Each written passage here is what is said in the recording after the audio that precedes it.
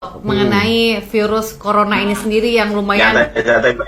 Oh siap ya, karena ini udah kurang lebih 3 mingguan kita udah stay at home, tapi ternyata jumlah dari korban juga semakin terus meningkat gitu. Nah jadi kita mendingan langsung tanya sama yang ahlinya nih. Yang lebih besar lagi jumlah dari korban kepanikannya nih Om, yang lebih besar lagi nih. Nah kira-kira sebenarnya bagaimana awalnya dulu nih kita menanggapi mengenai virus ini? Virus itu sebenarnya gimana sih sebenarnya, Dok?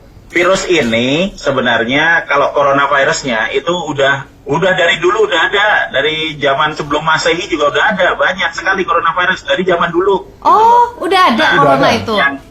Udah dari 200 sebelum Masehi itu udah ada coronavirus. Dan mungkin orang dulu juga lebih nyantai karena mereka nggak punya HP ya. Iya. Mereka punya masalah itu.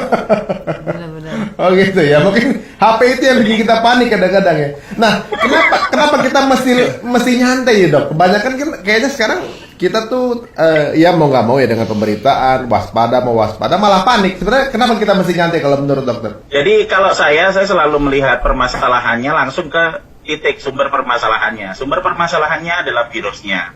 Dan kalau kita pengen paham, berarti kita harus ngerti dulu nih virusnya. Jadi ini virus sudah sejak dulu ada pertama. Terus yang kedua, virus ini bagian luarnya itu tertutup sama lapisan protein, bentuknya kayak bola gitu loh, kayak bola yang ada di dunia itu. Nah itu terdiri dari protein sama glikoprotein. Nah itu hancur pakai apa aja, pakai sabun hancur, pakai alkohol hancur, pakai pencuci piring, pakai pembersih lantai, pakai desinfektan, pakai apapun hancur.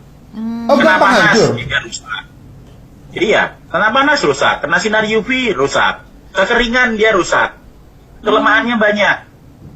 Kelebihannya cuma satu, adalah bahwa dia sangat mudah nempel ke reseptor yang ada di manusia. Nah, kita punya reseptor kebetulan yang cocok, kompatibel sama virusnya, sehingga virusnya sangat gampang nular ke manusia, begitu aja. Nah, yang perlu diingat lagi bahwa virus ini tidak menimbulkan kematian seperti yang disangka seperti sebagian besar orang gitu loh. Loh itu yang kabarnya meninggal itu gara-gara apa tuh? Yang kabarnya meninggal yang 200 orang itu. Biasanya jadi virus ini pasti akan bisa menempel ke reseptor yang ada di manusia. Semua manusia akan kena. Manusia normal akan kena, tapi ada satu kelompok yang namanya kelompok beresiko tinggi. Kelompok beresiko tinggi ini apa? Kelompok yang punya tidak bisa keluarkan antibodi secara normal. Kekebalannya nggak bisa keluar kayak manusia biasa misalnya. Pertama. Terus yang kedua, yang sudah punya komplikasi penyakit. Misalnya sudah punya penyakit stroke misalnya. Yang kena atau nggak kena juga tetap aja bakal meninggal kena stroke kan gitu. Terus yang ketiga lagi adalah yang memang sudah punya gangguan pernapasan yang kronis. Sehingga pada saat virus ini nempel misalnya di saluran pernapasan, sebelum ketempelan juga dia sudah rusak sehingga dia mengalami kesulitan bernapas dan kemudian meninggal. Tapi sebesar-besarnya orang yang meninggal, tetap jika kita melihat dari prosentasinya, kita berkaca pada yang di Wuhan ya. Di Wuhan itu kan yang 97% itu mereka kena positif dan mereka sembuh 2 minggu kemudian. Yang 3% meninggal, benar meninggal dengan komplikasi penyakit. Jadi belum tentu hanya karena satu single virus kemudian dia tiba-tiba meninggal. Mereka yang meninggal itu mereka semua punya komplikasi penyakit sebelumnya. Oh jadi sebenarnya permasalahannya adalah virus ini ketika nempel ke seseorang emang dia punya riwayat penyakit yang memang bisa mensupport itu semua gitu. Betul, maksudnya penyakitnya sudah parah, kemudian ketempelan virusnya ya tambah parah. Jadi saya karena apa? Karena kita ngelihat sekarang. Nah, kita coba ngelihat sekarang keluar deh. Pada saat kita keluar, ternyata kita orang-orang masih pada banyak yang biasa dan 97% juga masih menjalani hidup seperti biasa gitu. Virus ini tidak membunuh dengan jika hanya dengan infeksi single. Dia akan bisa punya kemungkinan untuk merusak saluran pernapasan jika sudah ada komplikasi penyakit sebelumnya gitu. Tapi ini maaf nih Dok, sebentar ya. Kalau misalnya kan tenaga medis ya, tenaga medis itu kan udah jelas misalnya kesehatannya juga sebenarnya baik-baik saja gitu. Nah tapi kenapa banyak juga tenaga medis yang terpapar virus corona jadinya ya banyak menyebabkan kematian juga? Nah, kita akan ngomong mengenai analisa resiko sekarang.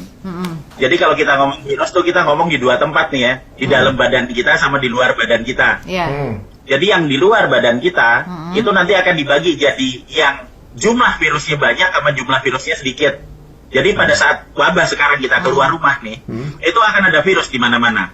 Cuma kita harus tahu bahwa virusnya itu nggak tahan panas, ya toh, nggak tahan kekeringan. Sehingga kalau kita keluar ke ruangan terbuka, jumlah virusnya pasti sedikit karena dia nggak tahan panas. Nah, kalau jumlah virusnya sedikit, resikonya minimal. Sekarang kita ngomong, di mana sih tempat dengan jumlah virus paling banyak? Rumah sakit. Jumlah virus paling banyak itu ada di tempat dengan ruangan tertutup, ruangan tertutup.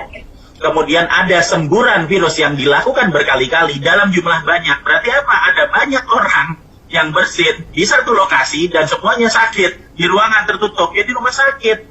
Berarti sekarang dari analisa risiko itu kita tahu bahwa jumlah virus paling banyak itu ada di rumah sakit.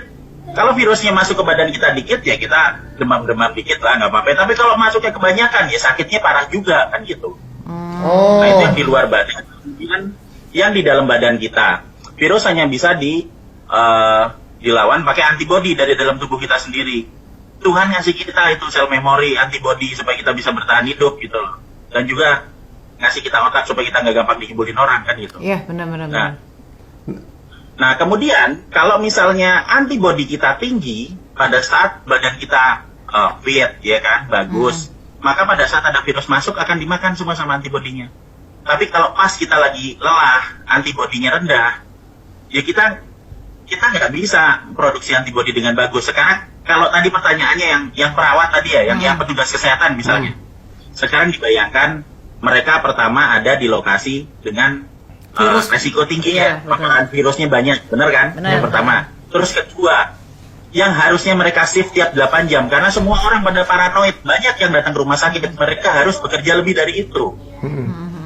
Lebih dari 8 jam, tenaganya cuma sedikit, pasiennya tambah banyak. Yang ketiga, mereka harus bekerja pakai itu, APD. Kemudian pakai tutup mulut juga, hipoksia, kekurangan oksigen. Mereka bekerja lebih banyak dalam kondisi yang lebih lelah, sementara mereka sadar mereka tuh masuk ke dalam lingkungan dengan paparan virus yang tinggi banget, sehingga yang terjadi apa ya? Mereka akan sakit. Jadi gimana caranya supaya yang bekerja yang di rumah sakit nggak sakit? Ya rumah sakit hanya untuk yang kelompok beresiko tinggi itu aja. Kalau kita baru demam dikit, batuk-batuk dikit, ya dirawat di rumah aja. Orang nanti 2 minggu juga sembuh kok. Berarti 2 itu minggu ya? layaknya seperti virus-virus lainnya ya dok? Karena kan kalau kita virus pasti nggak ada obat, kecuali infeksi kita dikasih antibiotik gitu. Nah kalau ini kan virus tuh nggak ada obatnya. Nah ini benar kayak gitu? Maksudnya kita cukup 2 minggu istirahat pun akan pulih sendiri gitu?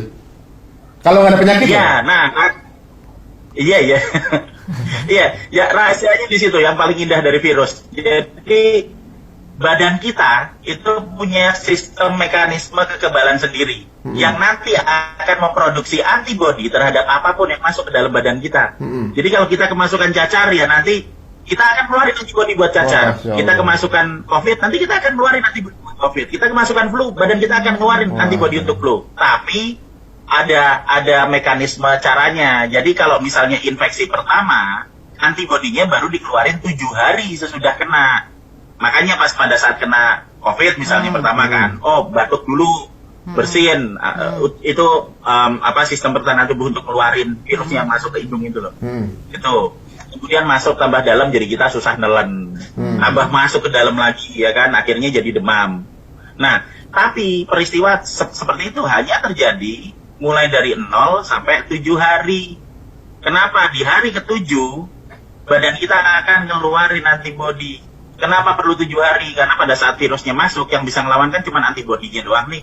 Antibodi kalau masih blank, dia belum kenal, dia akan nyoba. Di sini, nggak bisa, sini nggak bisa, sini nggak bisa. Dia akan bikin berbagai kombinasi. Begitu sampai dia tahu plak, gitu antibodinya nyambung, nempel di sini, datanya disimpan di sel memori. Dan itu disimpan 7 hari sesudah infeksi. Sehingga pada saat kena, kita akan sakit dulu seminggu, di hari ke-7, antibodi kita akan keluar buat buat menetralkan virusnya, dan dikeluarkan banyak banget sampai hari ke-14 minggu kedua. Di hari ke-14 antibodinya banyak banget dan virusnya dihabisin. Sesudah itu dari 14 ya udah kita sehat. Iya. Nah, yang menarik nanti kalau saya sudah pernah kena misalnya, kemudian habis itu saya jalan-jalan lagi keluar ke mall gitu kan, terus karena virusnya masih pada banyak nyebar di situ, kemudian saya kan kena lagi, benar kan? Apakah yang sudah pernah kena mungkin kena lagi? Ya pasti akan kena lagi. Tapi pada saat saya kena lagi, saya nggak perlu nungguin 7 hari. 1 hari langsung keluar antibodinya. Sekarang kena, besok kebal. Itu makanya kita divaksin cacar cuman sekali seumur hidup. Itu masuk akal. Masuk akal dong, masuk akal. Kenapa kita cacat cuma seumur hidup, habis itu nggak butuh lagi.